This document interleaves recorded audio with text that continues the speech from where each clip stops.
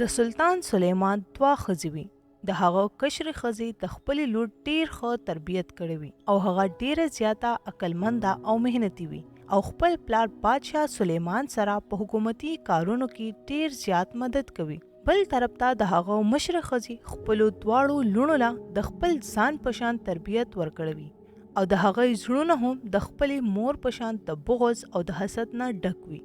یوه ورځ چې بادشاه د یو ضروري کار دپاره یو بل ملک ته په دوره روان وي نو هغه د ملک ټولې ذمهدارانې د خپلې کشرې ښځې لور شهزادي اوروا ته پرېږدي. خو هر کله چې بادشاه لاړ شي نو د بادشاه مشره ښځه او د هغې جاهلانې لوڼه په حکومت قبضه وکړي او د شهزادي اوروا نه په زوره حکومت واخلي او د ملک ټولې خزانې په خپلو عیاشو خرڅ کول شروع کړي. یوه ورځ د شهزادي اوروا مور ډیره زیاته بیماره شي او هغه ډیره په تکلیف کې وي. په دې وجه شهزادي اوروا خپلې میرنۍ مور پسې لاړه شي او د هغې نه مدد وغواړي خو د بادشاه مشره ښځه د هغې د مدد نه انکار وکړي. د هغې میرزۍ خویندې هغې پسې مزاقې او خنداګانې شروع کړي او هغې ته وایي چې موږ غواړو چې ستا مور زر تر زره مړه شي.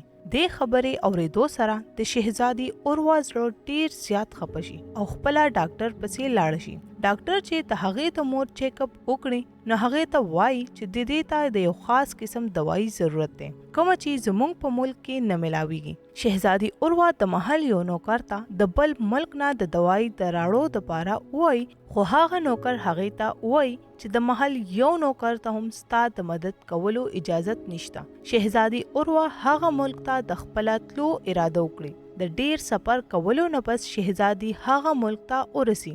بل طرف ته د شهزادي اوروا مور ډیره زیاته تکلیف کوي او د هغې خویندو او میرزۍ مور د محل ټول نوکران د مور د هر قسم مدد او خدمت نه منع کړي وي. بهرحال شهزادي اوروا ته هغه دوايانې ملاو شي خو هر کله چې هغه دوايانې راوړي او را روانه وي نو یو سپی راشي او په هغې حمله وکړي او د هغې نه ټولې دوايانې وغورځېږي. شهزاده اسپندیار د هغې خواله راشي او هغې ته وایي چې ته ړندی اوس په دې زما سپی مړ کړی و.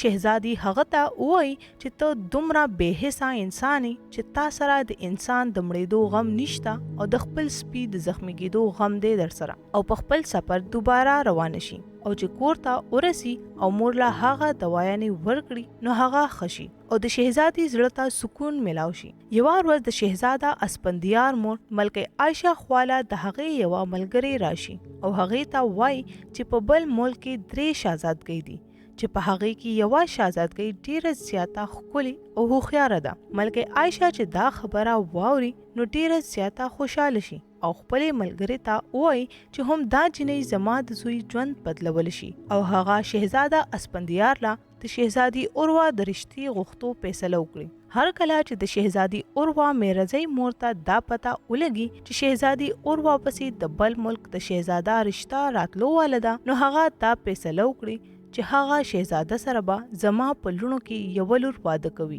او خپلو لوڼو ته وایي چې د ملکه عایشه د راتلو پر ورځ تاسو دواړه ځان ښکلی تیار کړئ. هر کله چې ملکه عایشه د شهزادي اوروا د رشتې غوښتو دپاره راشي نو د شهزادي اوروا دواړه میرزۍ خویندې یو بل سره په جګړه وي. یوه وایي چې زه به شهزاده سره واده کوم او بله وایي چې زه به هغه سره واده کوم. ملکه عایشه چې د هغې دا جګړه وویني نو هغه د شهزادي اوروا د مور خواله لاړه شي او هغې نه د شهزادي اوروا رشته د خپل زوی شهزاده اسپندیار دپاره وغواړي. د شهزادي اوروا د مور د لږې خاموشۍ نه پس هغه ملکه عایشه ته وایي چې دا رشته به ډیره ښه ثابتېږي او دغه شان هغې دواړه د شهزاده اسپندیار او د شهزادي اوروا د واده دپاره تاریخ مقرر کړي او د هغې د واده تیاریانې شروع کړي. هر کله چې شهزاده او شهزادي د واده پر ورځ یو بل سره ملاو شي نو شهزادي اوروا وایي چې ته خو هغه لیونی هلک او شهزاده اسپندیار هغې ته وایي چې ته خو هغه ړنده جنۍ او دغه شان د هغې دواړو د نوې زندګۍ شروعات وشي. د واده په اولنی سهار شهزادي اوروا ډیره زیاته خوشحاله وي او ملکه عایشه سره یو ځای ناسته وي او ناشته کوي. ملکه عایشه شهزادي اوروا ته وایي چې ته او شهزاده اسپندیار بازار ته لاړ شئ چې خلکو سره ملاو شئ.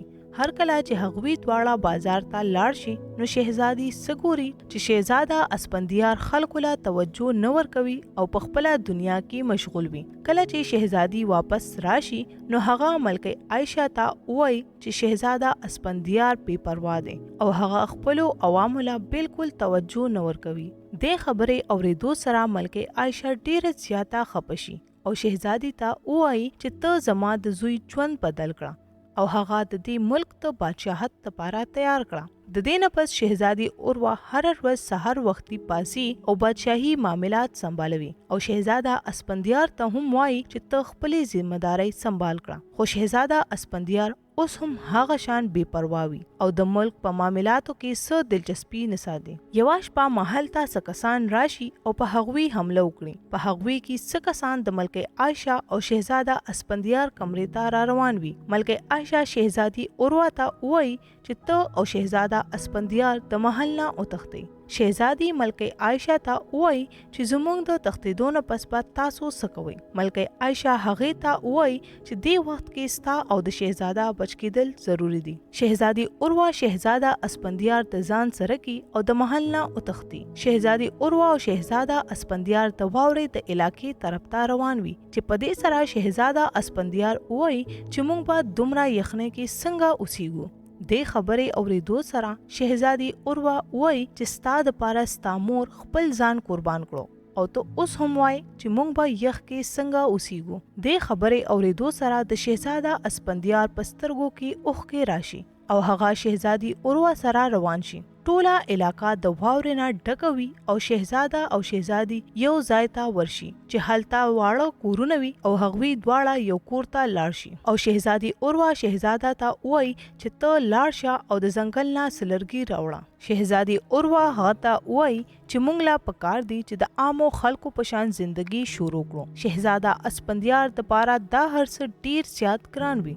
یوه ورځ چې هغوی دواړه ناست وي نو شهزاده اسپندیار هغې ته وایي چې کاش کماله سکار کول راتلې نو نن به ما هغه کار شروع کړی او زموږ حالات په دومره خراب نه چې په دې سره شهزادي اوروا هغه ته وایي چې مالا کپړې جوړول راځي او که چېرته ته په هغې کې زما مدد وکړې نو زموږ حالات به بدل شي. شهزادي اوروا په کور کې کپړې جوړول شروع کړي او شهزاده د هغې مدد کوي. کله چې شهزادي څه کپړې تیارې کړي نو شهزاده هغه کپړې بازار ته یوسي او هلته یې په ښه قیمت خرڅې کړي او په هغه پیسو د کور دپاره سامان راوړي. دغه شان شهزاده اسپندیار د شهزادي اوروا په ذریعہ خپلې ذمہداري وپیژني او د شهزادي اوروا کپړې او ډیزاینونه په ټول ښار کې مشهور شي. هر کله چې دا خبر ملکه عایشه ته ورسي نو هغه ډیره زیاته خوشاله شي او هغه د خپل یو نوکر په ذریعہ هغوی پسې دا خبر ولېږي چې هغوی د خپل محل ته واپس راشي.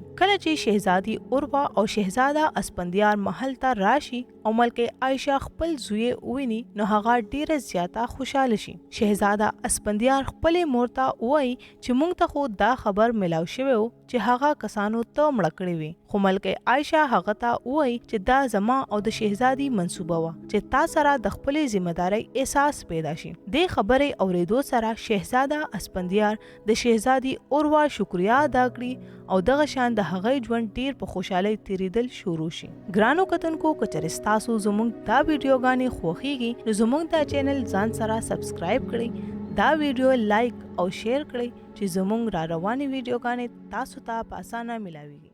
شکریہ.